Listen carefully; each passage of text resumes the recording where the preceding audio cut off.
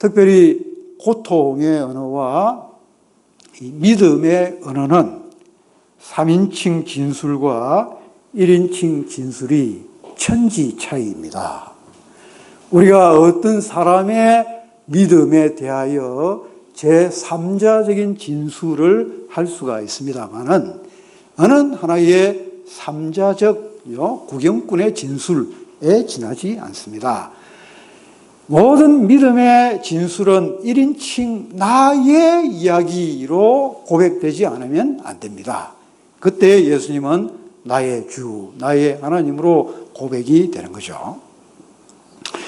근데 어떤 유명한 미술가가 그림 하나를 그려놓았습니다. 굉장히 유명한 그림입니다. 파이프를 그려놓고는 그 파이프 밑에다가 이것은 파이프가 아니다 이렇게 적어놨습니다. 많은 사람들이 그 그림을 보러 가서는 여기 무슨 트릭이 있는가. 분명히 내가 볼 때는 파이프인데 이게 파이프가 아니다. 그걸 적어놨기 때문에 이제 이렇게 뜯어보고 저렇게도 뜯어보고 한참을 뜯어봐도 변하는 건 아무것도 없습니다. 이 화가가 의도한 것은 바로 이겁니다. 이거는 파이프의 그림일 뿐이지 실제의 파이프는 아닌 거다. 그러니까 하나의 실제의 파이프하고 파이프의 하나의 그림으로 그려놓은 하나의 모사 형태, 하고는 질이 다르다는 이야기죠. 뭔가 이제 다른 갭이 있다는 것을 보여주기 위해서 의도적으로 이런 식의 이제 그림을 그린 것입니다. 유명한 철학자 한 사람이 이런 말을 한 적이 있습니다. Pain is not pain. Pain, 고통은 고통이 아니다. 무슨 말장난을 하고 있는가? 고통은 고통이지 무슨 고통은 고통이 아니다. 근데 이런 말장난을 하고 있는 사람이 유명한 비트겐슈타인이라는 철학자입니다. 그가 말하고자 하는 것은 다른 게 아닌 거죠. 그러니까 PAIN 영어로 또는 우리 한국말로 고통이라고 적어놓은 것은 하나의 언어적 상징체일 뿐이지 그것이 우리가 꼬집으면 아프고 맞으면 고통스럽고 한 그 실제적 고통하고는 다른 것이다. 뭔가 거기에 갭이 있다는 것을 이야기를 하고 있는 것입니다. 고통은 느낄 때 고통입니다. 아파야 고통입니다. 그렇기 때문에 고통이 1분 전에 있었는데 고통이 이제는 가버렸네. 이렇게 말할 수가 없는 거죠. 고통은 나를 지배합니다. 고통 속에 사로잡히면 우리는 정말 아픕니다. 정말 아픕니다. 그게 크든 작든 말할 수 없이 아픕니다. 그런데 혈루증 여인은 이런 자신의 고통 속에서 예수님을 만난 거죠.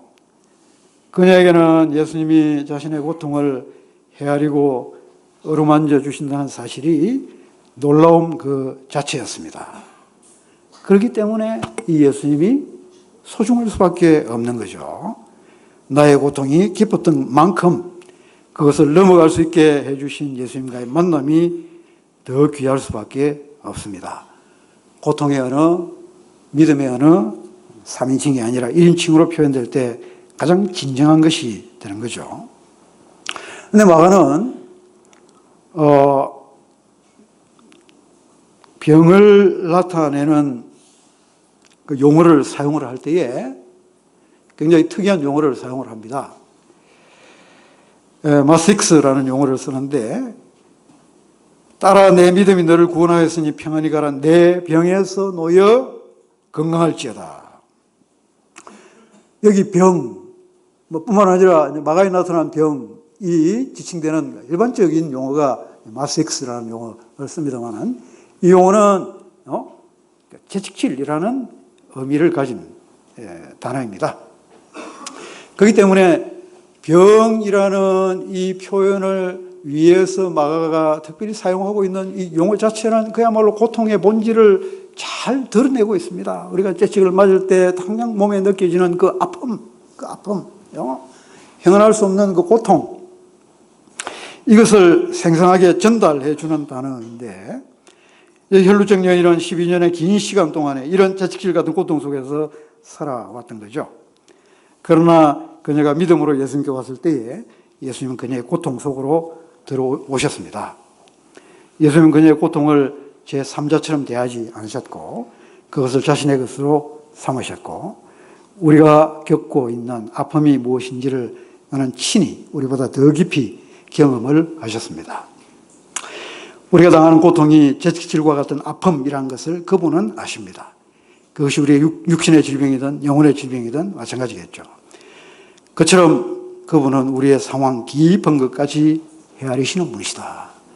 그렇다면 이 이야기가 어떻게 전체를 구성을 하고 있습니까? 한 면에서 그분은 상황을 넘어 계시는 분이시죠. 급격한 상황의 변화, 거기에 흔들리시는 분이 아니시죠. 오히려 그것을 넘어 그 자신의 조건에서 일하시는 그분에게로 우리의 믿음의 시선을 이끄시는 분이시죠. 그런 그분이 또한 동시에 우리가 경험하고 있는 고통과 아픔, 가장 깊은 것까지 헤아리시고 그곳에 내려오셔서 우리를 어루만져 주시는 분이십니다. 어찌 보면 이것이 조화될 수 없을 것 같은 두 요소인데 상황을 인간이 헤아릴 수 있는 그 이상으로 초월하여 계신 그분이지만 우리의 상황 가장 깊은 바닥 속에까지 내려와 주시는 분. 참 이 조화가 되기 어려운 이 두 요소가 이 예수님 속에서 그리고 또 그것을 진술하고 있는 이 마가의 본문 속에서 잘 드러나고 있는 거죠. 그래서 마가의 샌드위치는 참 맛있게 느껴집니다.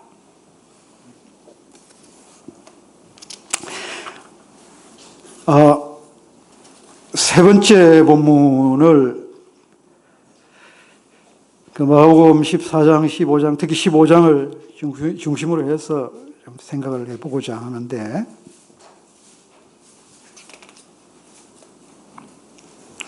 97쪽에 본문 이해로 바로 넘어가셔서 보시면 이 마가가 예수님의 십자가에 달리시는 고난의 장면을 진술을 하면서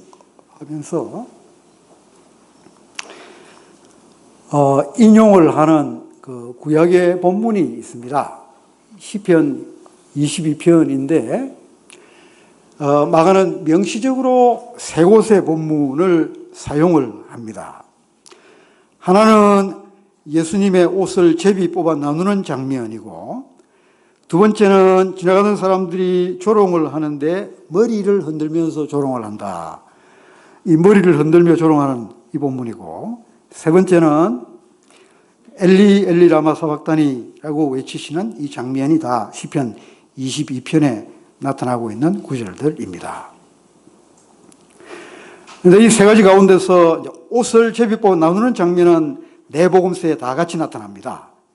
그러나 누가의 경우에는 십자가에서 예수님 조롱당하는 그 장면이 나오기는 해도 머리를 흔들며 조롱한다. 이런 이 독특한 표현은 빠져 있습니다. 뿐만 아니라 엘리 엘리 라마 사박다니라는 이 외침도 누가의 본문에는 나타나지 않습니다.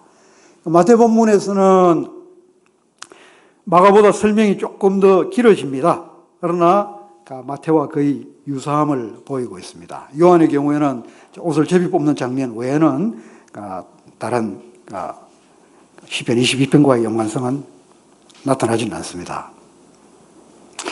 자, 명시적으로 이제 세 군데에서 시편 22편 본문을 사용을 하고 있지만 제가 볼 때는 그리고 제가 주장하고자 하는 것은 마가가 단지 이 인용하고 있는 세 곳에서만 시편 22편을 염두에 두고 있지는 않다. 그보다는 이 시편 22편을 전체적인 관점에서 지금 생각하고 묵상하고 있고 그 시편 22편의 전체적 흐름을 염두에 두면서 이 예수님의 순환의 이야기를 지금 이어가고 있는 것이 아닌가. 그렇게 이해를 하고 싶습니다. 일단 시편 22편을 우리가 간략하게 한번 요약을 해보면은 이런 방식으로 흘러갑니다. 천반부에서는 어떤 한 개인이, 나가 자신이 당하고 있는, 어쩌면 죽음에 다가가고 있는 질병과 같은 그런 상황 속에서 뭔지 정확하게 나타내지는 않지만, 그러나 거의 죽음에 삼킬 것 같은 그런 극단적인 상황 앞에서 하나님 앞에 단식하는 이 단식, 이 주조를 이루고 있습니다. 그러다가 후반부로 넘어가면은 그 단식이 바뀌어서 기도와 찬양으로 또 전환이 되고 있습니다. 근데 이 시인이 당하고 있는 상황을 가장 압축적으로 보여주고 있는 구절이 22장 1절, 그러니까 예수님께서 십자가에서 외치신 바로 그 구절이죠. 내 하나님이여 내 하나님이 어찌 나를 버리셨나이까.